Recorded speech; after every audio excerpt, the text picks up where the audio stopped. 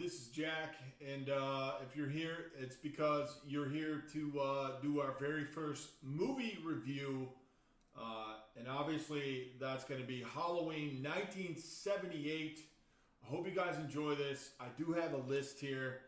I probably don't need a list because I've seen this movie a million times, but bear with me. This is the first one. We'll change things as we go.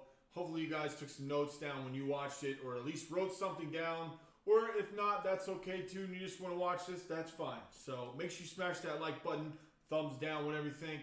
Comment in the chat on this, and let's go. We got Lori, we got Michael, and the title up there. So here we go. I'm just going to read down some notes I took while rewatching this film for the millionth time the other day. At the end, we'll do some pros and cons. But let's go. Okay, guys, this is Halloween 1978, directed by John Carpenter. Let's just, starting of the film, the theme that it starts with. It just, when I watch it, I just imagine myself back in 1978 and think, man, imagine hearing that theme for like the first time. Because I remember when I watched it for the first time, and that being probably the scariest part to me, just when that played. And I had already seen some other Halloweens, and it wasn't as scary. They were scary, but when I saw that, and saw that one with that theme, it just scared the shit out of me. I remember thinking, I don't want to watch that one by myself. But, okay, so just a great opening scene, great opening theme. And then you got the black cats and goblins. That whole part right there, I love that part. Really puts me in the Halloween mood. And that opening scene, the one-shotter, which we all know, if you know film, it's not really one-shots. They cut it to be a one-shot when it's little Michael going up the steps and through the house, killing his sister, Judith. That right there is so beautiful. When I first started working in films, I had to recreate that. And I think we did a great job. You can check it out. It's not as great as the original, but it's almost a mirror image. So check that out. It's called The Babysitter Murders. But I love that scene. It's just something you don't see in a lot of films, except for ones that try to recreate it like ours. Again, I had a note here saying I remember watching this for the first time, but this is one that when I was a kid, it wasn't my favorite. Probably just because it scared the shit out of me. It scared the shit. Like, I could watch Halloween 4 and I could watch 5. And when I saw 7 and 8, it was, at that point, it became my favorite. So I'd watch 1 and 2. Halloween 1 and 2 always scared the shit out of me as a kid. I don't know if it was that weird feeling of it was, long ago in 78 and I was, a kid. So it was kind of scary. It's like an unknown. But I always loved that. Here's a fun fact. My neighbor had it on VHS, so I borrowed it from him and I never returned it, and I still have that VHS. I should have brought it out just for this. But it's in terrible condition, but I still have it. I watched the shit out of that a million times. But yeah, I still never returned that.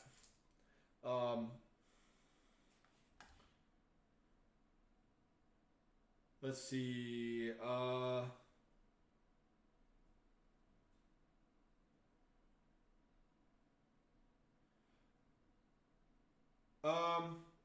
Let's see. Halloween, seeing the red. Oh, okay. So, another great part of this movie that I love, obviously the theme, but the music, there's not a bad sound effect really in this film or musical score in this that it's just all great, especially Laurie's theme. Laurie's theme, the shaved stalks, it just, everything in it plays out so well.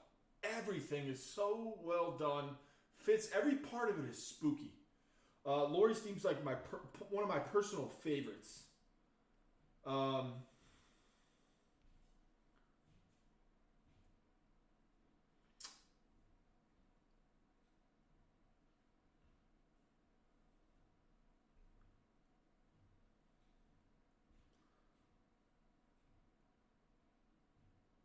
Um, in the beginning, when Lori first goes to the Myers house, this is a scene I just absolutely love that I recreated in my fan film as well. When Tommy parts ways with Lori and you just see his shoulder because the camera pulls back. That's just fucking great camera work right there. Beautiful shit. I love that part.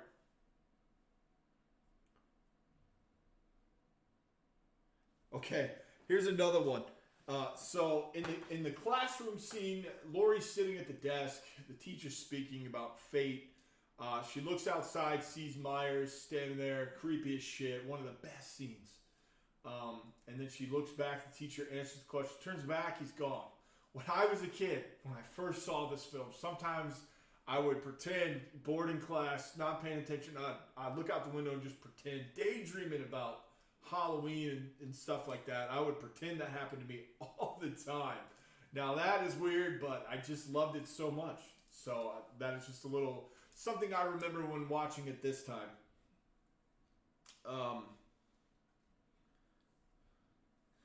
Here's something that, negative or not, or maybe I'm wrong, but after Tommy gets out of school, the bullies are messing with him. He cuts across the yard. Michael gets in the car. He drives literally right next to Tommy. Not tinted windows. He's wearing the mask. I always thought kind of like, shouldn't Tommy see him? At least notice him. It wouldn't even hurt because later maybe he's like, whoa, you know? Kind of like Lori and them saw. But anyways, I just pointed that part out even more now. I'm like, maybe he should have noticed he was right there. But he is a kid. Sometimes kids don't notice that stuff.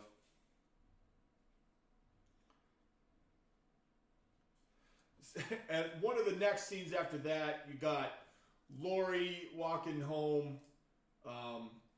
Obviously, they see Myers behind the bush. That's obviously a great scene.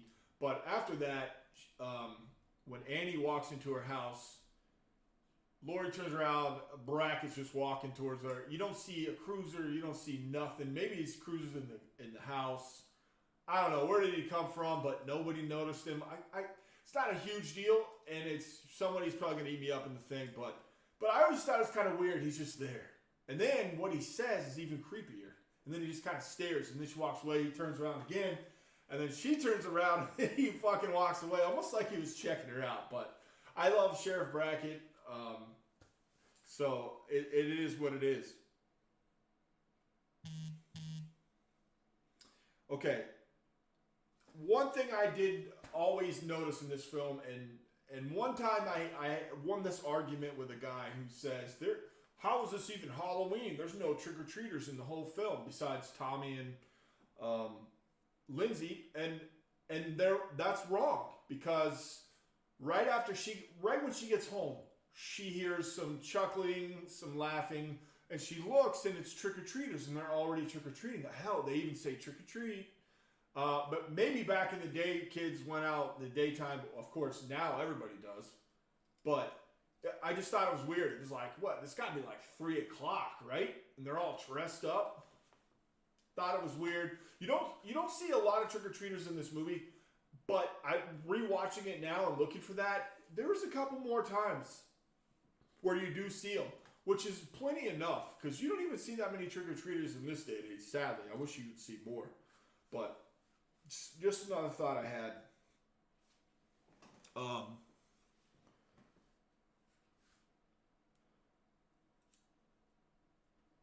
Okay, so the next scene you see is Myers in the backyard and the phone scene. And you see Myers in the sheets. That right there used to spook the shit out of me as a kid. I remember going to my grandma's house after seeing this, and she would put the sheets up and stuff, and I'd always be a little creeped out of looking at the sheets and stuff like that. So, love that scene. Fantastic. Fantastic scene right there.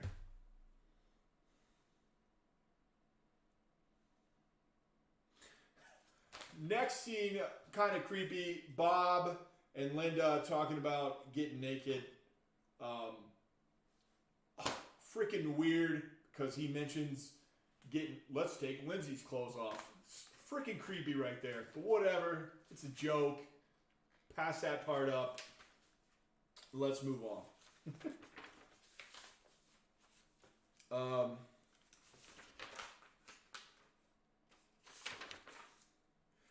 what? I don't know. Okay, hold on. I actually skipped a whole ton there. Forgive me, this was an accident. I split my page there. Okay.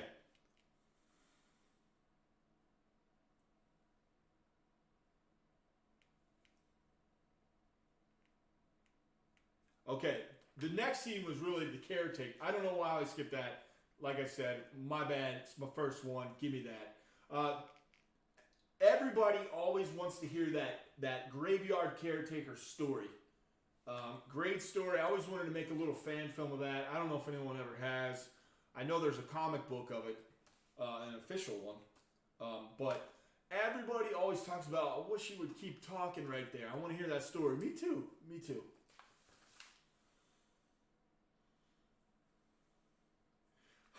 And then you got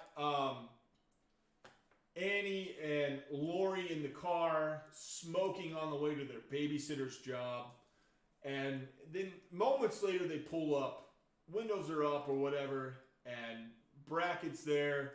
Yeah, and he doesn't smell anything. Maybe he's just ignoring it because it's his daughter. But I always thought that was kind of funny. Oh, and this part right here. The hardware scene. He blames it on the kids, obviously, some kids.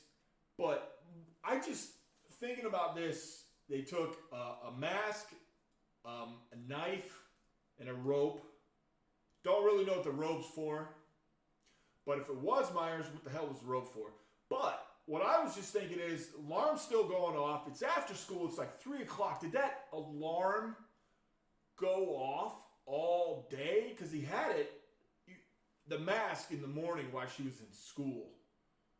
But I don't. Maybe the alarm just went off all day, and you could say, "Oh, it's just a movie." That's fine. I would say the same thing, but just thought that was weird.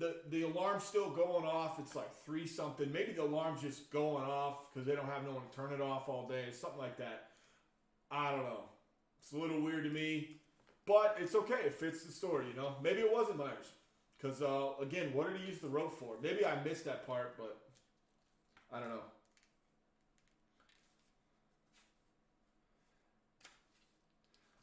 So at this point in the movie, they're driving. I love how gradually the sun goes down. It just looks awesome. But then all of a sudden, bam! It's pitch black outside. It looks beautiful. At this point, it really feels like Halloween. The wind's blowing. You got the blue lighting they used on set. It's just beautiful. I love that. I hope you guys are following along with this. Hopefully you guys took a couple notes. Hopefully you guys went and watched the movie. In the future, well, we'll talk about that at the end, okay? Let's see. Talking about the moonlight. Okay, here's another part that I always thought, man, he's really close to them in the car as they're turning that curve. And he's so close to them, it's like, I'd probably see that. Especially as a teenage kid, you still got your young eyes. But he's so close in that station wagon that he's been in all day. So that crossed my mind again while watching this again.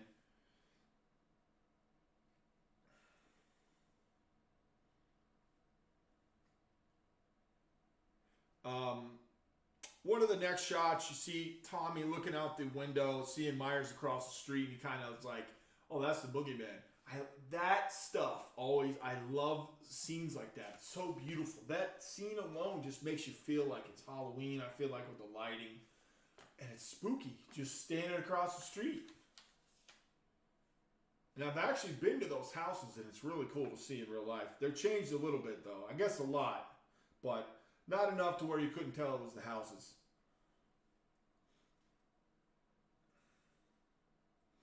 And one of the next scenes, Annie has got stuff on her clothes, and she's in the laundry room. And the door opens, and it shuts and locks on her, and you can't see anything. Of course, Myers' hand could have been down low or something, and it's just left up to your imagination. It could have been the wind. Could have been the wind, too. Blew it closed and locked on her. But as a kid, I was like, man, there's not even a hand there. But still scared the shit out of me.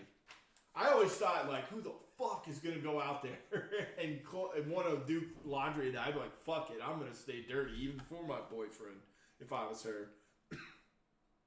But yeah.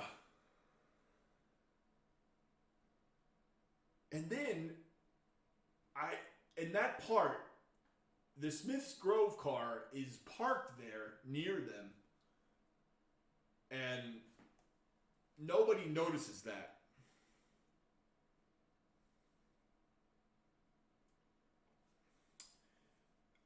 And then again, you see Tommy carrying once Annie gets killed, and the car, which just happens right after that, after she drops Lindsay off. Annie gets killed in the car. Tommy sees Michael carrying Annie in his hands. I love that scene because that's when he really gets spooked, freaked out, and now he just knows the boogeyman's there. I love that. And that's when Bob and Linda talk creepy about Lindsay. So weird, especially in today's day and age. But this movie was made in '78, and it's meant to be a joke. So, all right, my third page of notes here, guys, and probably the last little bit. This didn't last as long as I thought it would. Regardless, maybe in the future it'll be longer. This movie's not the longest movie either. And I could go more into depth, and I will do some stuff at the end of this. So, all right. Bob and Linda find out Lindsay's not coming home, so he turns all the lights off. I know, set the mood, whatever. But absolutely no reason to turn every single light off and go upstairs, turn every single light off. I always thought that was weird. Creepy, though, and it fits, and I love it. But I just thinking about it now, I'm like, damn, why would he turn all of them off? But it made it perfect for Myers to be hiding in the dark just like this, and no one to see him. And of course, we can't forget the shortest love scene ever. It's like 30 seconds long, if that. Just like boom, boom, boom, done. Fucking Bob.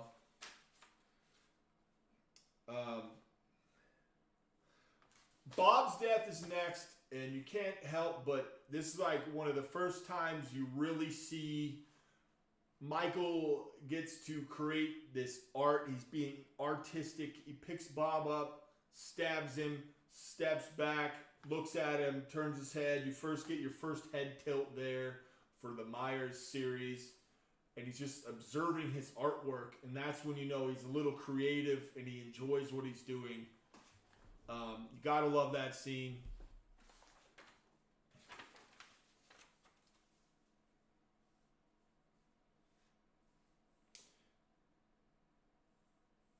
And then you get one of my favorite kills, probably my favorite kill of the movie. Obviously, there's not a bunch of kills, but probably my favorite kill of the movie. Michael now has a sheet on his head. Bob's glasses on. He's up there standing still, not talking, obviously. She has no idea. I always loved that ghost sheet, Bob Myers. It's so good. Very creepy, terrifying. So that would probably be my favorite kill of the whole movie there. Just that whole part. I just love that part. Even up to the point where she rips it off and then you're like, oh, well, I already knew that was Myers. But she doesn't, so it just works perfect.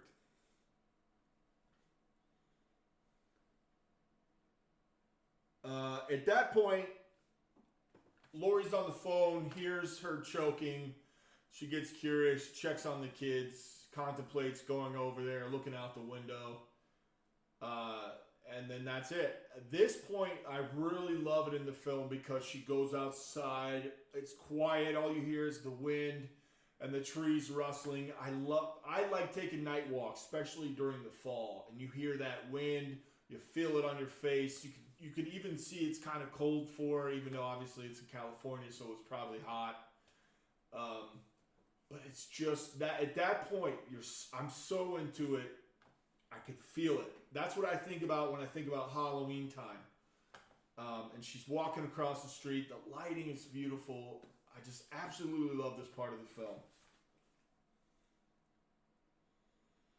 When she gets inside, it's funny because I almost never noticed this part. She's calling out for, I mean, obviously she sees the lights are all off. She goes around the back, and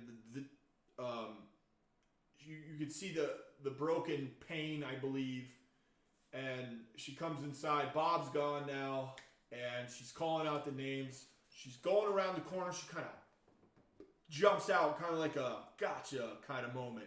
At that point, it's like, oh shit, she's got some balls. Just creeping around. Even though, like, if it was me, obviously, I would have been like, whoa, this is weird. Lights off. Shit's broken. No one's answering. But it is Halloween.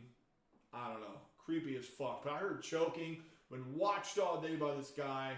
I probably would have been a little more, I don't know, slow at this. Even though she did take it kind of slow. But she's loud as fuck yelling out her name. So anyway, she goes upstairs and she finds the first piece of art, which was Annie in the bed with the tombstone, which again, you can see that's Michael making some artwork there. He brought his sister Judith's headstone and put it on the bed.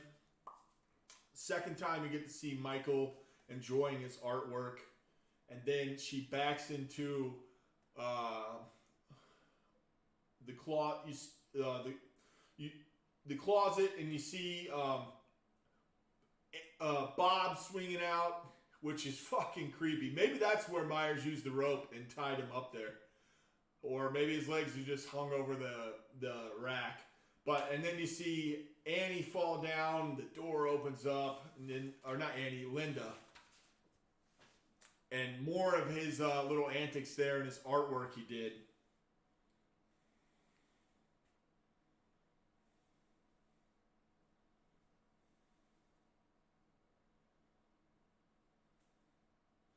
So then you see her, and we're pretty much right here now. She's crying, she's scared. Michael's in the closet. They do their special lighting effect. They just kind of like lit Michael's face up.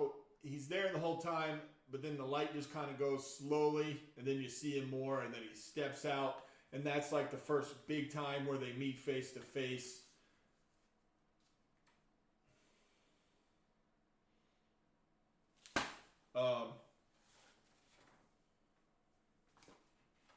At this point, she's limping.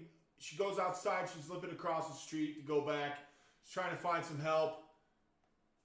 Can't get no help. Neighbors are turning the lights off on her. Love this part because you can slowly see it's at the point where she gets to Tommy's house again. She forgot her keys. You can see him coming across the street. I always love this part just because he's just coming across the street. It's creepy. He's slow walking. He's not running whatsoever. Let me fix my camera a little bit, guys. Sorry about this. That's better. And then she picks up the pot, throws it up there. I always thought this was like perfect timing. Seriously, I think he would have got her, but obviously it's a movie. She throws it up. Tommy runs down, grabs the lock, opens the door. She shuts the door. Obviously, it's too late because she locks the door, tells him to go upstairs, and she hears the breathing. The window is blowing. Too late. Michael Myers is in the room. Behind the couch, she grabs, which I didn't even know. When I was a kid, I thought she grabbed a poker from the fireplace. She grabbed a knitting needle, if you guys didn't know that. Most of you guys are going to know that. But anyways, Meyer pops up, misses, pokes him in the neck. He falls down. She thinks he's dead. She drops the knife. And that's the first time we think, oh, we killed the shape. Obviously not, though. So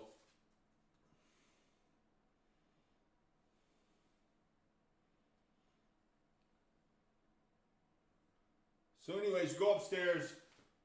She said, I killed the boogeyman. And he says, you can't kill the boogeyman. And then you see Michael come You see him turn. Tommy looks around, see Myers scream. They go run and hide again. Um,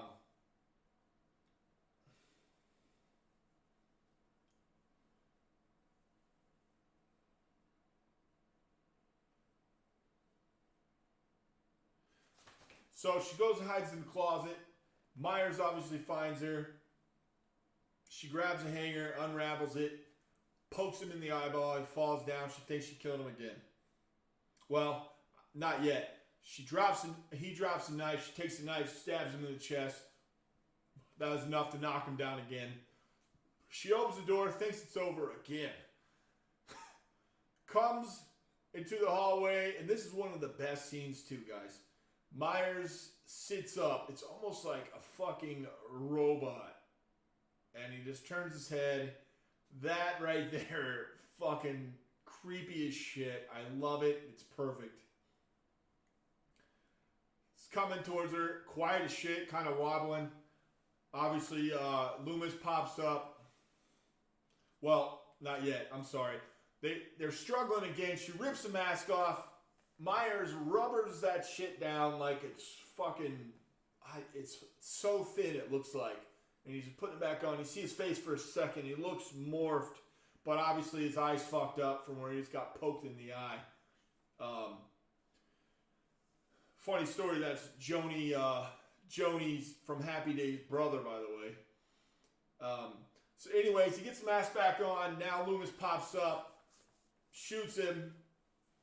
He falls off the balcony. You see him laying there. Loomis runs over. He's gone. She says, was that the boogeyman? He says, as a matter of fact, it was. The music starts playing. Then you see all the spots. You just saw the shape, which is Michael Myers. If you didn't know, there you go. Most of you guys are going to know that. But if you didn't and you're new to this stuff, it's the shape. You see all the spots he was. He's not in any of that. In any of these spots. They did that perfectly because it makes you think, oh shit, he's not in the living room. He's not in front of his house. He's not where he fell off the balcony. He's nowhere he was. So where is he? He could be anywhere. He could be in my room right now. He could be behind me under my desk. He could be anywhere. He could be at your house. That's what they wanted you to think when you left the theater. And it worked back then. So love that. Absolutely perfect. And they didn't ever mean to make a sequel. Obviously it did, but there you go. That's the film.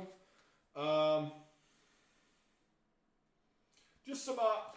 it's hard to do a pros and cons for this too, guys, because... And most people are going to say this movie's perfect. It's not perfect because nothing can be perfect, and you could pick this apart. But for as low budget as this was, $320,000, $20,000 of that being Dr. Loomis's paycheck, you've got to give it some space for that. And obviously it made tons of money down the line. Not right off the bat, but down the line, and it still makes money, spawning sequels. But I'll just go over some of the stuff. But I mostly went through it already. But some of the pros, one, it makes you just feel like it's Halloween, in my opinion. I don't know about you guys. I love Halloween, obviously. But the movie, especially during the night, makes me just feel so much like Halloween. The only part that doesn't, I'll save that for the negative side. It's generally a scary film. I talked about all the stuff that scared me as a kid in that film. Doesn't so much scare me now, but still, watching this film can give you a little bit of creep sometimes. I haven't had a jump scare from it in a long time, but every now and again, after not watching the film so long and I'm just kind of sitting there, maybe. But if this is your first time watching this, you're probably going to get a jump scare. I love it. Generally, just a scary movie. The casting, I thought all the cast did great. A lot of these actors are, new and fresh faced. Some of them done a couple things, most of them hadn't. But to me, it's believable, except for the fact that these girls kind of look older now for what you would think a teenager is now. But a lot of times back then, they hired, 18, 19, 20, 21-year-olds, 23, 24-year-olds to be 16 and 17-year-old girls. And nowadays, you can get away with more of actually hiring a 16, 17-year-old girl. So that's probably a negative, positive right there in itself. The whole movie being suspenseful, that is a big pro. Works out for the movie where most movies now got to throw gore, blood, explosions, shooting, stuff like that, more weapons type stuff, traps, and just kind of show you the whole movie before it even happens. So, the camera work, biggest pro of the whole film. The camera work is just beautiful. Even now in some movies you see so much shaky shit, it's like, whoa. But I just love the Steadicam. Amazing tool that we have to make movies with. Again, I put no cons really. Some of the small stuff you could say is, it didn't really look like fall during the daytime. That's because it was shot in Pasadena, California, and it's, green. And then you do see some leaves, and that was spread around with the art department. And at nighttime, that's why I like when it turns dark on there, because then you're really in the mood there. So, yeah, that's really it. Let me know in the chat, guys, all of your thoughts, your comments. Hopefully you're already doing that while you're watching. This is our first one.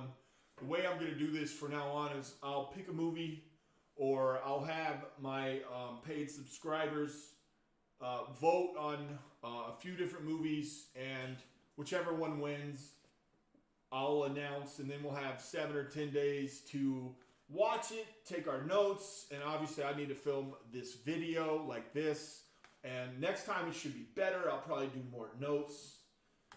And a couple of my notes I didn't write very well, so I didn't get to read. But I got most of them. But yeah, guys, and then you guys will talk in the chat. I'll try to respond to every single comment or anything you guys have questions about the movie or anything else. You can put recommendations of movies you want me to watch. I'm going to try to stick to mostly scary stuff, but every now and again I'll throw in something else. But again, I'll also let the subscribers, the paid subscribers, pick by voting. And yeah, guys, I hope you guys enjoyed this. This was Halloween 1978. This is my very first film video review I've ever done. And I wanted to do Halloween because most of my stuff is centered around scary games and stuff like that. But yeah. Okay, guys, as always, thank you so much. Make sure you smash that like button for me. If you haven't yet, give me a follow, please. I work on movies from time to time, but I mostly just create, I do video game streaming, video game footage, collectible stuff. But yes, thank you guys again. As always, game high forever. And I'll see you next time.